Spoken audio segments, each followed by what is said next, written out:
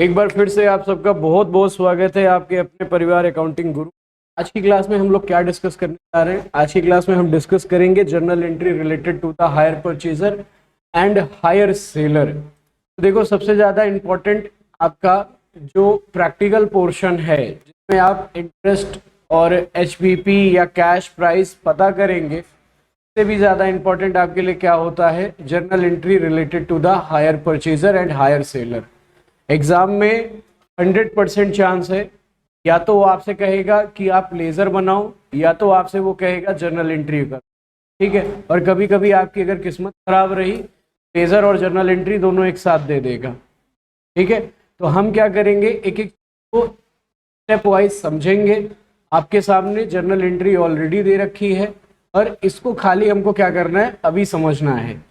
तो शुरुआत करते हैं वेंडर और परचेजर की। देखो, एक चीज जानो, जो जर्नल एंट्री पहले से आप करते आ रहे हो सेम वही जर्नल एंट्री है, कुछ नया नहीं है। बस अंतर क्या है कि एक जगह पे आपका हायर शब्द लग गया है और दूसरी जगह हायर परचेजर लग गया है एक जगह, और दूसरी जगह क्या लग गया है, हायर सेलर। अगर मैं आपसे कहूं बेटा कि आप जब कोई भी सामान खरीदते हो तो क्या एंट्री करते हो? आप जब कोई भी सामान खरीदते हो तो आप एंट्री करते हो परचेज अकाउंट, डेबिट, कैश या बैंक, यही एंट्री करते हो। या फिर अगर आपने उधार में खरीदा है तो टू कर दिए आप, सही है कि नहीं किए। और अगर आप कोई भी एसेट्स खरीदते हो तो आप नाम क्या दे देते हो, assets account debit to cash, या फिर बैंक, या फिर आपका क्या, सही कह रहा हूँ कि गलत कह रहा हूँ? यही ना, यानी आप ये एंट्री करते, सही है। अब जब परचेजर की बात करेंगे, हायर परचेज की बात करेंगे, मैंने आपसे कहा भैया सिंपल चीज वही है। देखो एंट्री क्या है, जब आप क्या लिखा है, कहता है डेट बिगनिंग, फिर कहता है व्हेन एसेट्स परचेज और सोल्ड। ये आपका वेंडर है, वेंडर यानी ये आपका सेलर है। परचेजर है, इसका मतलब ये सामान को खरीदेगा। तो जब आप प्राइस को क्या कर रहे हो, परचेज कर रहे हो, जब आप कोई भी मशीन क्या कर रहे हो बेटा, परचेज कर रहे हो, तो आप क्या एंट्री करोगे भाई, machine account debit to cash, bank, या फिर ये एंट्री करोगे ना, assets account debit to cash, bank, या फिर आपका क्या, वेंडर। मैंने आपको लास्ट क्लास में बताया था कि हायर परचेज मतलब ये होता है कि भाई साहब आप पूरा पैसा नहीं दे रहे हो, आप थोड़ा पैसा दे रहे हो और बाकी पैसा आप end of the year instalment के रूप में देते रहोगे थोड़ा थोड़ा, यही है ना। यानी जो आपकी पहली जर्नल एंट्री होगी वो आपकी किससे होगी, कैश प्राइस ऑफ गुड्स से होगी। यानी अगर 10 लाख का सामान खरीदा है तो 10 लाख का, और यहाँ पर जिससे आपने सामान खरीदा यानी वेंडर, वेंडर आपके लिए क्या बन जाएगा, लाइबिलिटी बन जाएगा कि नहीं बन जाएगा। और मैंने कहा था कि जब लाइबिलिटी बढ़ती है तो उसका बैलेंस क्या करते हैं, क्रेडिट करते हैं, और जब एसेट्स बढ़ती है तो उसका बैलेंस क्या करते हैं, डेबिट करते हैं। तो परचेजर की एंट्री किताब में क्या एंट्री भाई, उसके पास एसेट्स आ रही है, यानी एंट्री क्या होगी, assets account debit to liability. यानी लाइबिलिटी का मतलब उसका नाम जिससे आप वो क्या कर रहे हो, खरीद रहे हो, जिससे आप एसेट्स क्या कर रहे हो बाबू, खरीद रहे हो। देखो क्या लिखा है, मैंने नाम लिख दिया है यहाँ पे, एक्स यानी सेलर, वाई यानी आपका क्या, पॉइंट क्लियर हो गया। अच्छा, अब सेम डेट को सेलर भी अपनी किताब में एंट्री करेगा। अच्छा एक बात बताइए, सामने देखिए, मेरे लिए जो फिक्स एसेट्स है वही आपके लिए करंट एसेट्स होगा। अब आप कह रहे हो सर ये क्या बात है भाई, सपोज करिए मैं एक जमीन बेचने वाला सेलर हूं, तो वो जब जमीन का जो टुकड़ा है वो मेरे लिए गुड्स है, और गुड्स का मतलब होता है करंट एसेट्स, हाँ या ना। गुड्स का मतलब क्या होता है, करंट एसेट्स, स्टॉक। और लेकिन जब एज अ कस्टमर आप उसको खरीदोगे तो वो तो आपकी फिक्स एसेट्स हो गई ना, आपके लिए क्या हो गई, वो फिक्स एसेट्स हो गई। अब यहाँ पे सेलर अपनी किताब में क्या एंट्री करेगा, ये करेगा, देखो वाई कौन, वाई बन गया आपका डेट, यानी डेटर अकाउंट डेबिट टू क्या, हायर सेल। भाई जब हम सेल करते हैं तो जनरली क्या एंट्री करते हैं, हम एंट्री करते हैं कैश, बैंक, या फिर डेटर। सिंपल एंट्री यही तो करते हैं, कैश, बैंक, या फिर क्या आपका डेटर, और 2 आपका क्या सेल। अब मैंने क्या कहा, सेल से पहले क्या लगाइएगा, हायर। तो देखो पहली एंट्री समझ में आ गई दोनों की कि नहीं आ गई। तो जब आप सामान खरीदेंगे या बेचेंगे, अगर खरीद रहे हैं तो मशीन या कोई भी जो एसेट्स आ रही है उसकी टू क्रेडिटर यानी वेंडर। और जब आप यहाँ सेलर की किताब में एंट्री करेंगे तो डेटर, डेटर यानी क्या, जिसको आप सामान बेच रहे हो, टू जो आपके पास से गया है, यानी आपकी सेल इनकम है ना। सेल आपकी एक बात बताओ क्या होती है, इनकम एसेट्स होता है, इनकम होता है। और सेल जब बढ़ता है तो क्या करते हैं, डेबिट या क्रेडिट, क्रेडिट करते हैं ना। तो क्या एंट्री हो गई, वाई अकाउंट डेबिट टू आपका हायर सेल। पहली 2 एंट्रियां समझ में आ गई कि नहीं आ गई। अब दूसरा, अगर आपने कोई कैश पे कर रखा है, तो अगर देखो इन्होंने तो कैश पे किया होगा, इन्होंने कैश पे किया होगा और ये भाई साहब कैश क्या किए होंगे, रिसीव किए होंगे। तो जब आप कैश पे कर तो आप एंट्री क्या करोगे, जब आप कैश पे कर रहे हो तो आपकी लाइबिलिटी बढ़ रही है कि घट रही है, घट रही है ना। लाइबिलिटी घटती है तो क्या करते हैं, डेबिट या क्रेडिट, डेबिट करते हैं ना। यानी देखो X account debit to cash या बैंक, और यहाँ पे पैसा मिल रहा है यानी कैश बढ़ रहा है, तो कैश एसेट्स बढ़ रही है यानी डेबिट करेंगे क्रेडिट करेंगे, डेबिट यानी कैश या बैंक अकाउंट डेबिट टू। अब डेटर जो आपकी एसेट्स थी वो घट रही है ना, डेटर जो आपकी क्या थी, एसेट्स थी, वो क्या हो रही है, घट रही है। और एसेट्स घटती है तो क्या करते हैं, डेबिट या क्रेडिट, क्रेडिट ना। तो क्या एंट्री हो गई आपकी, कैश या bank account debit to Y. और ये किससे होगा, किस अमाउंट से होगा, आपके डाउन पेमेंट से होगा। ये आपका किससे होगा, आपके डाउन पेमेंट से होगा। बताओ समझ में आया कि नहीं आया, पक्का। चलें आगे। तो पहली 4 एंट्रियां समझ में आ गई। अब अगला है आपका इंटरेस्ट। एक बात बताओ, जो सेलर है उसको इंटरेस्ट मिल रहा है, ध्यान से सुनिएगा, जो सेलर है उसको इंटरेस्ट क्या हो रहा है, मिल रहा है, और जो परचेजर है वो इंटरेस्ट दे रहा है। तो जिसको इंटरेस्ट मिल रहा है उसके लिए प्रॉफिट होगा कि लॉस होगा, और जो इंटरेस्ट दे रहा है उसके लिए प्रॉफिट होगा कि लॉस होगा, लॉस होगा। लॉस का बैलेंस क्या करते हैं, डेबिट या क्रेडिट, और प्रॉफिट का बैलेंस क्या करते हैं, यानी सेलर के लिए इंटरेस्ट डेबिट होगा कि क्रेडिट होगा, क्रेडिट होगा ना। और परचेजर के लिए इंटरेस्ट क्या होगा, आलोक, परचेजर के लिए इंटरेस्ट क्या होगा, डेबिट या क्रेडिट, डेबिट ना। चेक करो एंट्री, देखो यहाँ पे इंटरेस्ट क्रेडिट हो गया कि नहीं हो गया, और यहाँ पे इंटरेस्ट डेबिट हो गया कि नहीं हो गया, यानी क्या एंट्री होगी। और ये एंट्री कब की जाएगी बेटा, एंड ऑफ द ईयर में होगी। यानी इंटरेस्ट जो आपका ड्यू होगा, तो आपका क्या होगा बेटा जी, इंटरेस्ट ड्यू होगा, वो कब होगा आपका, एंड ऑफ द ईयर। यानी क्या एंट्री होगी, Y account debit to interest account, और यहाँ पे एंट्री क्या होगी, interest account debit to X account. बताओ समझ में आया कि नहीं आया। चलें आगे। तो ये 6 शुरुआत की एंट्रियां समझ में आ गई। और ये अमाउंट किससे होगा, ये जनरल एंट्री किससे होगा, तो बेटा आप इंटरेस्ट डालेंगे उससे ये आप एंट्री अपना करेंगे, ठीक है। फिर अगला पॉइंट कहता है इंस्टॉलमेंट पे। अच्छा एक बात बताओ, पैसा किसको मिलेगा, सेलर को कि परचेजर को, सेलर को। तो कैश किसका बढ़ेगा, सेलर का या परचेजर का, सेलर का ना। परचेजर का कैश बढ़ेगा कि घटेगा, यानी परचेजर का कैश डेबिट होगा कि क्रेडिट होगा, सोच के जवाब दो। सेलर का कैश, परचेजर का कैश डेबिट होगा क्रेडिट, क्रेडिट होगा ना। और सेलर का कैश क्या होगा, डेबिट, डेबिट। चेक करो क्या लिखा है, cash account debit to Y account, और यहाँ पे क्या लिखा है, X account debit to cash account. बताओ ये वाली इंस्टॉलमेंट ड्यू और इंस्टॉलमेंट पे और वाली एंट्री समझ में आई कि नहीं आई। अब मेरा एक सवाल है, सुनिएगा, आपको डेप्रिसिएशन चार्ज करना है, आपको क्या चार्ज करना है, डेप्रिसिएशन। लेकिन एक बात बताओ मुझे, डेप्रिसिएशन चार्ज कौन करेगा, जिसके पास एसेट्स है वो डेप्रिसिएशन चार्ज करेगा, या जिसके पास एसेट्स नहीं है वो डेप्रिसिएशन चार्ज करेगा। जिसके पास एसेट्स है ना, तो एसेट्स है किसके पास, सेलर के पास, परचेजर के पास, सेलर या परचेजर, परचेजर ना। तो देखो अगली एंट्री कहता है एडिशनल एंट्री में डेप्रिसिएशन चार्ज। तो सेलर की किताब में डेप्रिसिएशन की कोई भी जर्नल एंट्री नहीं होगी। क्यों नहीं होगी, क्योंकि सर उसके पास एसेट्स है ही नहीं। एसेट्स है किसके पास, सर परचेजर के पास, तो एंट्री क्या होगी बाबू, depreciation account debit to assets account. बताओ समझ में आया कि नहीं आया। अब एक आखिरी, क्या सर, ये जो आप इंटरेस्ट लेकर आए हैं, ये जो आप क्या लेकर आए हैं, इंटरेस्ट लेकर आए हैं, मेरी बात सुनिएगा ध्यान से। इंटरेस्ट, यहां पे भी इंटरेस्ट, ये हो गया सेलर, ये हो गया परचेजर, ठीक है। और साथ ही साथ डेप्रिसिएशन,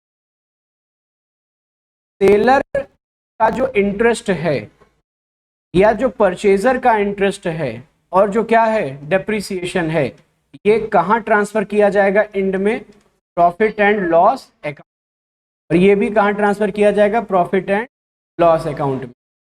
यानी जो इंटरेस्ट सेलर की किताब में क्रेडिट रहा था वो पीएल में जाके क्या हो जाएगा, डेबिट हो जाएगा। जो इंटरेस्ट और डेप्रिसिएशन क्या हो रहा था बेटा, डेबिट हो रहा था, वो पीएल में जाके क्या हो जाएगा, क्रेडिट हो जाएगा कि नहीं हो जाएगा। भाई अपोजिट ही तो ट्रांसफर होता है। देखो लास्ट एंट्री देख लो, समझ में आई कि नहीं। देखो ये रहा interest account debit to profit and loss account और profit and loss account debit to interest to depreciation. बताओ जी बेटा समझ में आया कि नहीं आया। पक्का पक्का, ओके। और ये फर्स्ट ईयर की आपकी जर्नल एंट्री है। सेकेंड ईयर में एक एडिशनल एंट्री होगी, वो भी किसकी किताब में, सेलर की किताब में। और सेलर की किताब में क्या एंट्री होगी, जो आपने सेल किया है। एक बात बताओ, ट्रेडिंग में ट्रांसफर करोगे, सेल कहाँ दिखाया जाता है, पीएल में या ट्रेडिंग में, ईमानदारी से बताओ। ट्रेडिंग में ना, ट्रेडिंग के किस साइड, क्रेडिट या डेबिट, क्रेडिट साइड ना। जर्नल एंट्री में ध्यान दीजिए, लेजर में अगर क्रेडिट है, जर्नल एंट्री में क्या होगा, चेक करो एंट्री यही है कि गलत है, अलग है। यानी hire sale account debit to क्या, सही है कि गलत है, समझ में आ गया बेटा। तो these are the journal entry related to the hire seller and hire purchaser. समझ में आ गया बेटा जी, कोई समस्या। बेटा ये अमाउंट लिखा है ना, देखो यहाँ पे पहले में क्या लिखा है, कैश प्राइस, दूसरे में डाउन पेमेंट, तीसरे में इंटरेस्ट अमाउंट, चौथे में इंस्टॉलमेंट अमाउंट, पांचवें में जो डेप्रिसिएशन आप कैलकुलेट करेंगे, छठवें में जो इंटरेस्ट और डेप्रिसिएशन दोनों को जोड़कर पीएल में दिखाएंगे। अब समझ में आ गया अमाउंट। बेटा जी ये जो सेल किए हो यहाँ पे, ये कैश प्राइस वाला दिखाओगे ना यहाँ पे, समझ में आ गया भैया। चलिए अब इसके आगे हम बढ़ते हैं और वो है हमारा दूसरा पोर्शन, क्या, एडजस्टमेंट। क्या बेटा, एडजस्टमेंट। तो जब भी हम एडजस्टमेंट की बात करेंगे, जब भी हम किसकी बात करेंगे बेटा, एडजस्टमेंट की बात करेंगे, तो वो एडजस्टमेंट सबसे पहले आपका आएगा how to calculate interest, how to calculate क्या, इंटरेस्ट अमाउंट।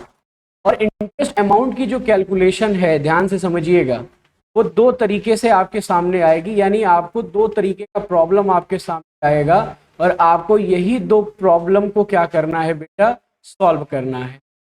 पहला ध्यान दीजिए, हेडिंग आप लोगों ने लिखा है, नहीं लिखा तो लिख लीजिएगा, how to calculate interest, how to calculate interest amount. अब इंटरेस्ट अमाउंट आपके सामने दो तरीके से, पहला when rate of interest is a given, क्या लिखा है मैंने, पढ़िए जरा, when rate of interest is a given, और दूसरा क्या है, when rate of interest is a not given. देखो आपको परेशान होने की आवश्यकता नहीं है कि इंटरेस्ट का अगर रेट नहीं दिया रहेगा तो हम क्या, उसका भी तरीका है, उसका भी मेथड है, वो भी हम डिस्कस करेंगे। और अगर इंटरेस्ट का रेट दिया है, अगर क्या दिया है बाबू, इंटरेस्ट का रेट अगर दिया है, तो इसमें भी दो चीजें हैं। आप ये मत सोचिए कि कोई भी चीज आपके सामने आसानी से आएगी। यू नॉट, अब आप एक ग्रेजुएशन के छात्र हैं, 11th-12th वाले छात्र नहीं है कि आपको बना बनाया चीज दे दिया। अब आपसे कहा जाएगा बेटा अब आपको बनाना है, आपके सामने सामग्री है, लेकिन अब आपको सारी चीजें क्या करनी है, बनानी है। तो जब आपको इंटरेस्ट का रेट दिया रहेगा तो उसमें दो तरीके के प्रश्न आपके सामने आएंगे या दो तरीके की प्रॉब्लम आपके सामने। पहली प्रॉब्लम आपकी क्या रहेगी बाबू, जरा पढ़िए। कहता है when instalment, when interest amount, क्या लिखा है पढ़िए मेरे साथ, when interest amount is included in instalment, when interest amount is included in the instalment, ठीक है, when interest amount is included in the installment, ठीक है। और दूसरा क्या है, when interest amount not included in the installment। तो पहला वाला थोड़ा सा टफ है लेकिन दूसरा वाला बहुत ज़्यादा इजी है क्योंकि उसमें इंस्टॉलमेंट अमाउंट में इंटरेस्ट आपका शामिल नहीं है लेकिन पहले वाले में है शामिल, ठीक है। और अगर रेट ऑफ इंटरेस्ट नहीं दिया है तो उस केस में हम दो तरीके से, कितने तरीके से, दो तरीके से अपना इंटरेस्ट अमाउंट निकालेंगे। पहला क्या है आपका, कौन सा मेथड है, एन्युअल मेथड, और दूसरा आपका क्या है, अर्थमेटिकल मेथड। ये डायग्राम जैसे है वैसे क्या कर लीजिए, बना लीजिए डायग्राम फटाफट।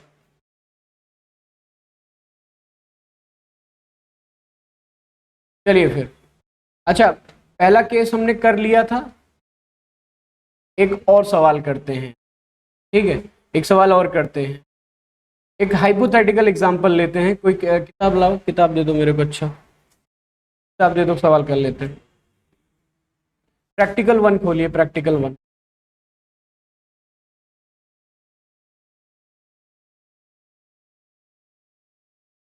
चलिए आइए फिर एक क्वेश्चन देखते हैं और समझने का प्रयास करते हैं कि इसमें आपका इंटरेस्ट शामिल है या इंटरेस्ट शामिल नहीं है। देखो मैंने आपसे कहा था कि दो तरीके से आपके सामने आएगा, या तो आपको रेट ऑफ इंटरेस्ट दिया रहेगा या तो आपको रेट ऑफ इंटरेस्ट नहीं दिया रहेगा। मेरा सवाल है आपसे, क्या इस रेट ऑफ इंटरेस्ट दिया है? ये देखिए रेट ऑफ इंटरेस्ट दिया है। जब इस तरीके का क्वेश्चन आपके सामने आए तो सबसे पहले आप ये चेक कर लीजिए कि क्या इंस्टॉलमेंट में इंटरेस्ट छुपा है या नहीं छुपा है। अब इसको कैलकुलेट करने के लिए मैं यहाँ पे आपके सामने कुछ फॉर्मूले लिख रहा हूँ। वो फॉर्मूले ज़रा बहुत ध्यान से आप लोग इसको क्या करेंगे, देखेंगे। सबसे पहला फॉर्मूला है आपका बेटा HPP का फॉर्मूला, यानी हायर परचेज प्राइस का फॉर्मूला। और हायर परचेज प्राइस का फॉर्मूला होता है आपका डाउन पेमेंट, लिख लीजिएगा। क्या है फॉर्मूला बेटा? Down payment plus all instalment plus all instalment amount.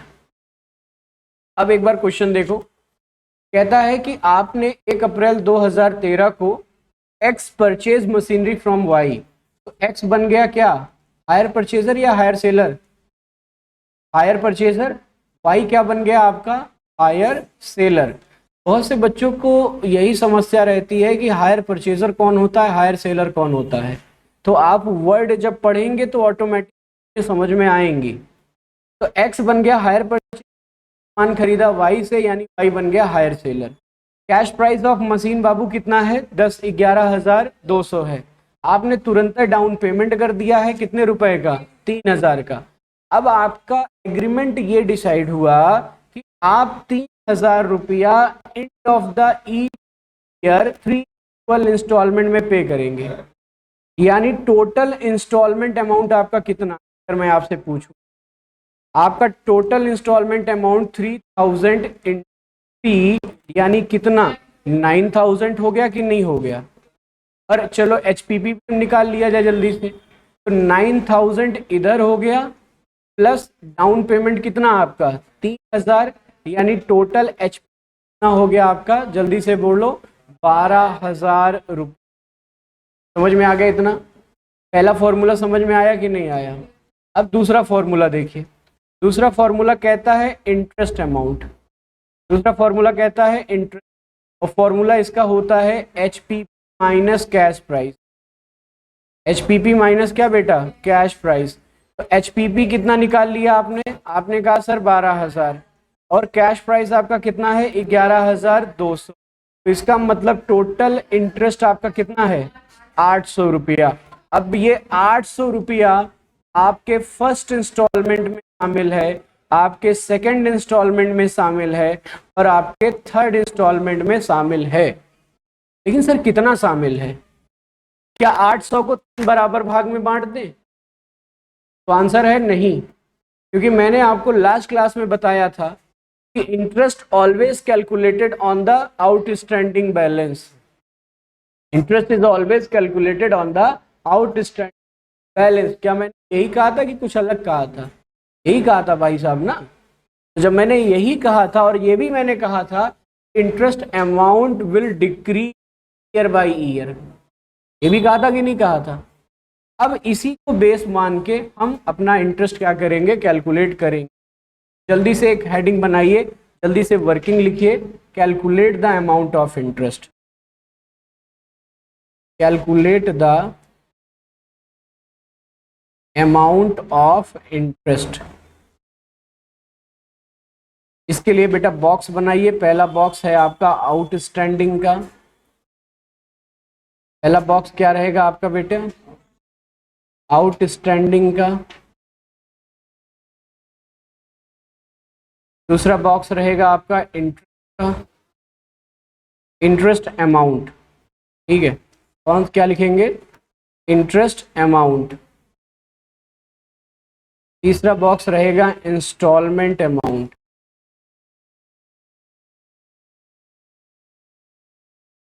और चौथा बॉक्स रहेगा कैश, या इसको प्रिंसिपल अमाउंट लिखेंगे। इसको क्या लिखेंगे बेटा? Principal amount. ठीक है, प्रिंसिपल अमाउंट। ठीक है, अच्छा रेट ऑफ इंटरेस्ट कितना दिया है जरा बताओगे? रेट ऑफ इंटरेस्ट कितना है? 5%। अब पहला आउटस्टैंडिंग बात बताओ, इंटरेस्ट कब कैलकुलेट किया जाए? बिगिनिंग ऑफ द ईयर में या एंड ऑफ द ईयर में? एंड ऑफ द ईयर में। यानी जो पहला इंटरेस्ट आप कैलकुलेट करोगे वो 31 मार्च 2000, साल बताओ, 31 मार्च 2014। 31 मार्च 2014 को इंटरेस्ट कैलकुलेट भाई।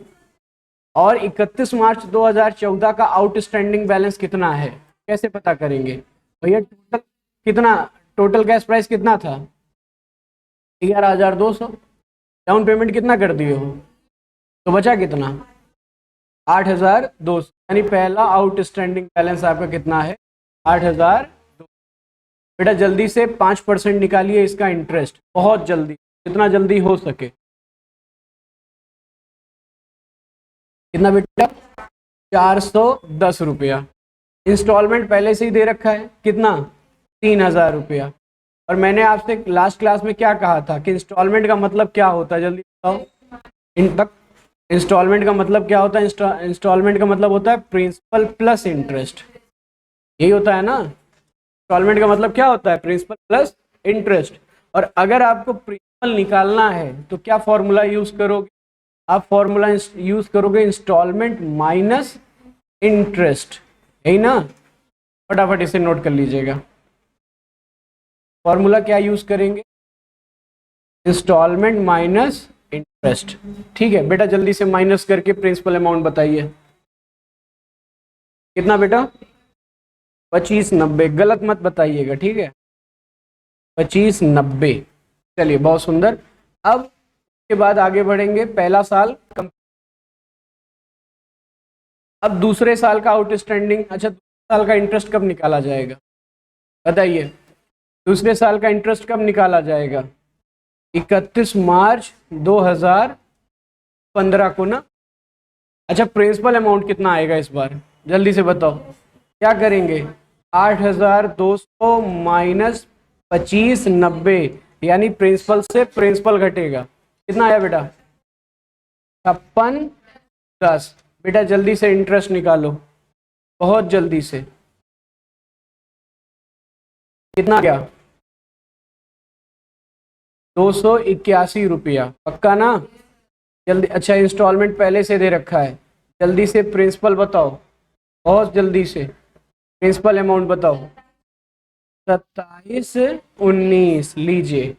अब तीसरा साल, जल्दी से शुरू करते हैं। तीसरे साल का इंटरेस्ट कब निकलेगा? 31 मार्च 2016 को। जल्दी से बेटा प्रिंसिपल अमाउंट बताइए। तो 5610 में से प्रिंसिपल घटाएंगे 27 19, बचा कितना? 28 9151 91। और आखिरी में मैंने आपसे कहा था कि इंटरेस्ट निकालने की आपको ज़रूरत नहीं है, क्योंकि 3000 के बदले नहीं 2851 बदले आप 3000 दे रहे हो, यानी जो एक्स्ट्रा दे रहे हो वही आपका इंटरेस्ट आ गया कि नहीं आया? कितना आया बेटा जल्दी है? 109 रुपया। और प्रिंसिपल यहाँ पे क्या हो जाएगा? निल। तो इंटरेस्ट कैलकुलेट करना आपको आ गया? आ गया। अब लगे हाथ डेप्रिसिएशन भी निकाल लेते हैं। लिख लो, calculate amount of depreciation. Calculate amount of depreciation. अब एक बात बताओ यार, ये डेप्रिसिएशन किसकी किताब के लिए होगा? परचेजर या सेलर के लिए? बताओ, परचेजर या सेलर के लिए? परचेजर के लिए ना भाई? हाँ नहीं कहो कि सर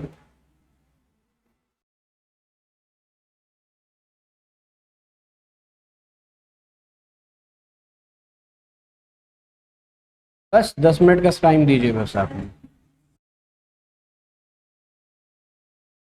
जल्दी से निकालेंगे, इंटरेस्ट निकाल लीजिए। जर्नल एंट्री कर लेंगे कि नहीं कर लेंगे? अरे डेप्रिसिएशन निकाल लीजिए, जर्नल एंट्री हो जाएगी कि नहीं हो जाएगी? बताइए ज़रा, हो जाएगी ना? चलो जल्दी से पहले साल का डेप्रिसिएशन बताओ। अच्छा, डेप्रिसिएशन किस पे निकलेगा? आउटस्टैंडिंग बैलेंस पे या कैश प्राइस पे? अरे बेटा, हमेशा जो परचेज अमाउंट रहता है पे डेप्रिसिएशन निकलता है, यानी डेप्रिसिएशन निकलेगा लोग वो किस पे? कैश प्राइस पे। और कैश प्राइस कितना है? 11,000। इसका कै परसेंट? 20%। जल्दी से बताओ। हाँ 22 40। पहले साल का डेप्रिसिएशन आ गया। अच्छा, दूसरे साल का डेप्रिसिएशन WDB मेथड से निकाल रहे हो ना? तो क्या करो, 11,200 माइनस 2240, बैलेंस कितना बचा बेटा? जल्दी से बताओ। 11,200 माइनस 2240, बैलेंस कितना बचा? 8960। इसका क्या परसेंट? 20%। जल्दी बताओ डेप्रिसिएशन। 1792। वेरी गुड बेटा। तीसरे साल का सर कितने साल का डेप्रिसिएशन निकालना है? बेटा जितने साल का आप इंस्टॉलमेंट पेमेंट करना उतने साल का डेप्रिसिएशन निकालना, या फिर क्वेश्चन में दिया रहेगा कि 2 साल निकालो 3 साल निकालो, या जितना भी बोला रहेगा। ठीक है। तीसरे साल का बैलेंस कितना बचा? 8960 माइनस 1792 कितना बेटा? 7168 का 20%। बेटा जल्दी से अमाउंट 1434 लीजिए। डेप्रिसिएशन हो गया कि नहीं हो गया? बताओ। जर्नल एंट्री भी कर ले, एक साल की कर लेते हैं, एक साल की कर लेते हैं, है ना? है? हो जाएगी जर्नल एंट्री? हो जाए।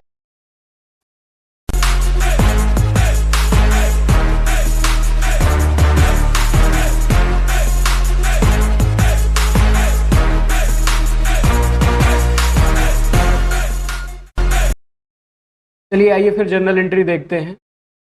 देखो, हायर परचेजर यानी X और हायर सेलर यानी आपका क्या? Y।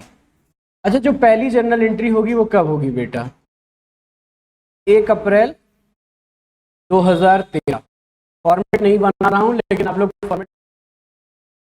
ये भाई साहब परचेज कर रहे हैं और मशीन पर परचेज, यानी क्या एंट्री करेंगे? ये मशीनरी अकाउंट डेबिट टू क्या? Y। और कितने रुपए से? और कितने रुपए से बेटा? 11,200। यानी कैश प्राइस कितना? 11,200। अच्छा, ये क्या एंट्री करेगा? Y वाला बताओ, ये क्या एंट्री करेगा? ये एंट्री करेगा X account debit to hire sale. Sir अगर हम गलती से खाली सेल लिख दें, हायर ना लिखें, तो क्या नंबर कट जाएगा? डिपेंड करता है कि चेक कौन कर रहा है, कॉपी चेक कौन कर रहा है। ठीक है बेटा, अगर उसका मूड अच्छा है तो, मूड खराब है तो बेटा आगे भगवान है मालिक है। नरेशन क्या होगा बेटा? यहाँ परचेज लिख देंगे, यहाँ क्या लिख देंगे? सेल लिख देंगे। तो नरेशन आप लिख लीजिएगा। अच्छा, अब दूसरी एंट्री कब होगी?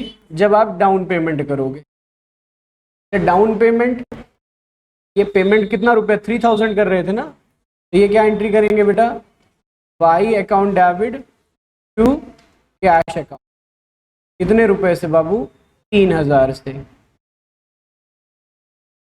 और ये क्या एंट्री करेंगे? पैसा रिसीव कर रहे हैं ये, तो कैश अकाउंट डेबिट टू आपका क्या? एक्स। कितने रुपए से? 3000 से। बताइए समझ में आया कि नहीं? अब अगली एंट्री कब होगी? सोच कर बताओ, अगली एंट्री कब होगी? एंड ऑफ द ईयर, यानी जब इंटरेस्ट ड्यू करेंगे। तो एंड ऑफ द ईयर यानी यहाँ कब होगा बेटा? 31 मार्च 2014। देखो, वर्किंग नोट बनाने का फायदा यही है कि आपको अमाउंट क्लियर रहेगा और आप फटाफट एंट्री करते रहेंगे। ठीक है, तो वर्किंग नोट पहले बनाना है, एंट्री बाद में करिए, दिक्कत नहीं है। इसके लिए इंटरेस्ट क्या है बेटा? लॉस है, क्या एंट्री करेगा? इंटरेस्ट अकाउंट डेबिट टू क्या? Y account. और इंटरेस्ट पहले में कितना आ रहा था? जल्दी से बताइए देखकर। हाँ पक्का? 410, और यहाँ पे 410। अच्छा, इसके लिए इंटरेस्ट प्रॉफिट है, यानी एक्स अकाउंट डेबिट टू आपका क्या? इंटरेस्ट। कितने रुपए से बेटा? 410 रुपए से। ठीक है, अब अगली क्या होगी? सोचो जरा। इंटरेस्ट ड्यू हो गया तो क्या सर डेप्रिसिएशन? नहीं, इंस्टॉलमेंट की एंट्री करेंगे। किस डेट को? 31 मार्च 2014 को ही। तो यहाँ पे पैसा ये पैसा दे रहे हैं ना भाई साहब, तो ये क्या एंट्री करेंगे आपका? हाँ, Y account debit to cash account. और कितना इंस्टॉलमेंट पे कर रहे थे ये? 3000। कितना? 3000। और ये पैसा रिसीव कर रहे हैं, यानी cash account debit to X account. कितने से बेटा? 3000 से। कितने से? 3000 से। चलिए, अच्छा अब अगली एंट्री क्या होगी बेटा? डेप्रिसिएशन की। कौन करेगा? परचेजर या सेलर? परचेजर ना, यानी एक्स करेगा, तो क्या एंट्री होगी? Depreciation account debit to machinery. और कितने रुपए से? कितने रुपए से बेटा? डेप्रिसिएशन का अमाउंट बताओ जल्दी से। 2240, 2240, 2240। अच्छा, यहाँ पे सेलर कोई एंट्री करेगा क्या? No entry sir. ठीक है, नो एंट्री। अच्छा, एक लास्ट एंट्री बची है, बताओ कौन सी लास्ट एंट्री बची है? बताओ। ट्रांसफर टू पीएल, यानी यहाँ पे क्या एंट्री होगी बेटा? Profit and loss account debit to क्या क्या जाएगा? इंटरेस्ट जाएगा, डेप्रिसिएशन जाएगा। इंटरेस्ट कितना जाएगा बाबू? 410। डेप्रिसिएशन कितना जाएगा? 2240। और यहाँ अमाउंट कितना जाएगा? जोड़ के बताओ। हाँ, 2650। अच्छा, यहाँ पे क्या एंट्री होगी भाई? यहाँ पे एंट्री होगी interest account debit to profit and loss. कितने से? 410 से। बताओ समझ में आया कि नहीं आया? अब उसके बाद एक लास्ट एंट्री बताओ कब? खत्म, साल भर की एंट्री खत्म होगी। अब एंट्री कब होगी बेटा? नेक्स्ट ईयर में होगी। तो नेक्स्ट ईयर के शुरुआत में, यानी 1 अप्रैल 2014 को क्या एंट्री होगी बेटा, जल्दी से बताओ क्या एंट्री होगी? हायर सेल, हाँ, hire sale account debit to trading account. और कितने रुपए से? 11,200। 11,200।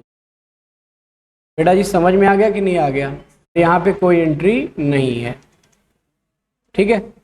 अब आगे की जो एंट्री है वो कंटिन्यू होगी कब, जानते हो कब?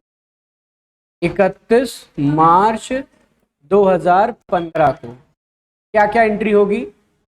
इंटरेस्ट ड्यू की सबसे पहले एंट्री, और इंस्टॉलमेंट पेमेंट की। इंस्टॉलमेंट किसकी? पेमेंट की।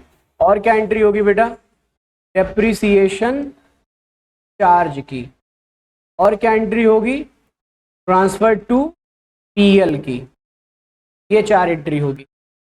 सेलर अपनी किताब में क्या एंट्री करेगा?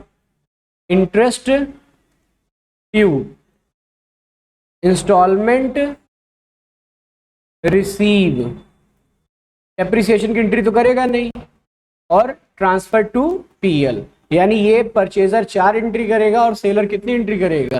3 एंट्री करेगा। और सिर्फ 31 मार्च 2015 को ही नहीं बल्कि 31 मार्च 2016 को भी सेम यही प्रोसेस क्या होगा? रिपीट होगा। पॉइंट क्लियर हो गया भैया? अब ध्यान दीजिए, इस टॉपिक से रिलेटेड आपकी किताब में 2-3-4 क्वेश्चन जरूर दिए होंगे, वही आपका होमवर्क है। कोशिश करिए प्रश्न करने का। देखिए एक चीज जानिए, जब आप सोचते हो ना कि आप हमको आ नहीं रहा है, हमको आ नहीं रहा है इसलिए कॉपी किताब बंद कर दें, तो यही सबसे बड़ी गलती करते हो। जितना आ रहा है, 2 पॉइंट आ रहा है 2 पॉइंट करिए, 3 पॉइंट आ रहा है 3, लेकिन करिए जरूर। इंपॉर्टेंट ये है। समझ में आया? चलिए फिर मिलेंगे अब कल, तब तक के लिए आप सभी अपना बहुत बहुत ख्याल, टेक केयर, जय महादेव।